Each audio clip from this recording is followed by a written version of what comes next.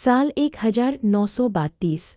भारत की आज़ादी की लड़ाई अब और भी तेज हो चुकी थी। 1930 और 1931 के आंदोलनों के बाद अंग्रेज सरकार डर चुकी थी, लेकिन भारतीयों का हौसला और भी बढ़ गया था। लेकिन 1932 की शुरुआत आसान नहीं थी। गांधी जी की गिरफ्तारी। जनवरी 1932 में महात्मा गांधी को फिर से गिरफ्तार कर लिया गया। अंग्रेजों को डर था कि अगर गांधी जी बाहर रहे तो पूरा देश फिर से आंदोलन में कूद पड़ेगा। गांधी जी को जेल में डाल दिया गया, लेकिन इसका असर उल्टा हुआ। पूरे भारत में फिर से आंदोलन शुरू हो गया। लोग सड़कों पर उतर आए, जगह जगह प्रदर्शन होने लगे। सविनय अवज्ञा आंदोलन फिर से शुरू 1930 में शुरू हुआ। सिविल डिसोबीडियंस मूवमेंट 1932 में फिर से तेज हो गया। लोगों ने अंग्रेजों के कानून तोड़ना शुरू कर दिया। टैक्स देने से मना, विदेशी सामान का बहिष्कार, नमक कानून का विरोध। हर तरफ बस एक ही आवाज़ गूंज रही थी, अंग्रेजों भारत छोड़ो। ब्रिटिश सरकार का नया दांव कम्युनल अवार्ड। अगस्त 1932 में ब्रिटिश प्रधानमंत्री रामसे मैकडोनाल्ड ने एक बड़ा फैसला सुनाया। इसे कहा गया कम्युनल अवार्ड।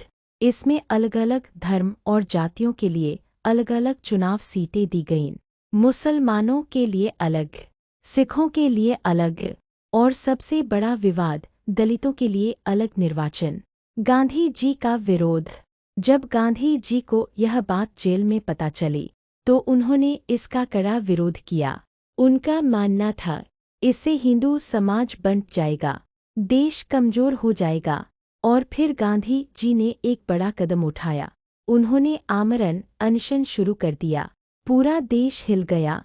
बुनापेक्ट पुनपाक्ट। गांधी जी के अनशन के कारण देश में तनाव बढ़ गया। तब डॉक्टर B.R. अम्बेडकर और गांधी जी के बीच समझौता हुआ। इसे कहा गया बुनापेक्ट। इस समझौते में तय हुआ दलितों को अलग निर्वाचन नहीं मिलेगा, लेकिन उन्हें ज़्यादा आरक्षित सीटें दी जाएंगी।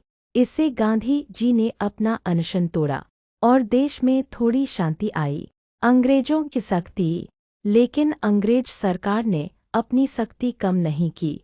हजारों लोगों को जेल में डाला गया, नेताओं को गिरफ्तार किया गया, आंदोलनों को दबाने की कोशिश की गई। फिर भी भारतीयों का हौसला टूटने वाला नहीं था। जनता का जज्बा।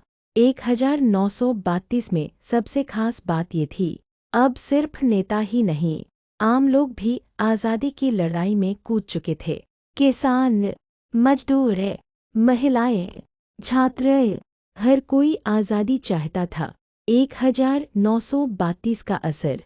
1932 ने भारत की आज़ादी की लड़ाई को एक नई दिशा दी। आंदोलन और मजबूत हुआ। समाज के अंदर के मुद्दे सामने आए। गांधी और अम्बेडकर जैसे नेताओं की भूमिका और बड़ी हो गई। अंत। तो दोस्तों, 1932 सिर्फ संघर्ष का साल नहीं था, बल्कि यह साल था एकता की परीक्षा का, बलिदान का और आगे आने वाले बड़े बदलावों की तैयारी का। और यही संघर्ष आगे चलकर भारत को आज़ादी की ओर और करीब ले गया। अगर आप 1933 की कहानी जानना चाहते हो तो कमेंट और लाइक करना ना भूले जरूर करना।